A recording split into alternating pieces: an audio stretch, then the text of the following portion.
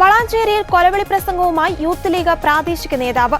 മുസ്ലിം league പ്രവർത്തകർക്ക് നേരെ കൈയോങ്ങിയാൽ ആ കൈകൾ വെട്ടിമാറ്റുമെന്ന് വളാഞ്ചേരി നഗരസഭ മുൻ കൗൺസിലറായ ബാവ എന്നറിയപ്പെടുന്ന ശിഹാബുദ്ദീൻ പറഞ്ഞു.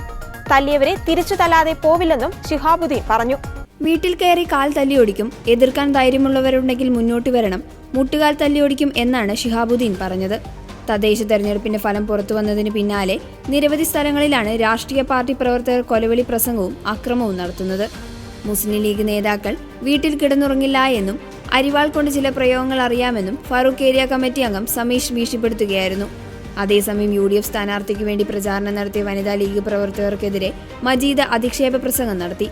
അതോടൊപ്പം 2026 നിയമസഭാ തെരഞ്ഞെടുപ്പിന്റെ കർട്ടൻ റൈസറായി കണക്കാക്കുന്ന തെരഞ്ഞെടുപ്പിൽ ഇടതുപക്ഷത്തിന് കടുത്ത തിരിച്ചടിയാണ് നേരിടേണ്ടി വന്നത്. സംസ്ഥാനത്ത് ഗ്രാമ, ബ്ലോക്ക്, ജില്ലാ പഞ്ചായത്തുകളിലും മുനിസിപ്പാലിറ്റിയിലും കോർപ്പറേഷനുകളിലും UDF വലിയ മുന്നേറ്റമാണ് നടത്തിയത്. ആകെയുള്ള 941 ഗ്രാമപഞ്ചായത്തുകളിൽ 505 UDF മുന്നേറ്റം. 341 ഗ്രാമപഞ്ചായത്തുകളിലാണ് LDFന് മുന്നേറ്റം നടത്താനായത്. 26 ഗ്രാമപഞ്ചായത്തുകളിൽ BJPയും ശക്തി തെളിയിച്ചു.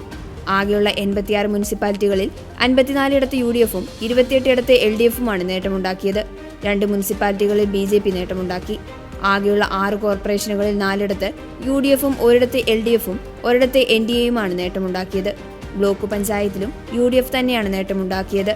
ആകെയുള്ള 152 ബ്ലോക്ക് പഞ്ചായത്തുകളിൽ UDF 78, LDF 64 എന്നിങ്ങനെയാണ് മുന്നേറ്റമുണ്ടാക്കിയിരിക്കുന്നത്. ജില്ലാ പഞ്ചായത്തുകളിൽ 7 വീതം നേടി ഇരു മുന്നണികളിലും ഒപ്പത്തിനൊപ്പമാണ്.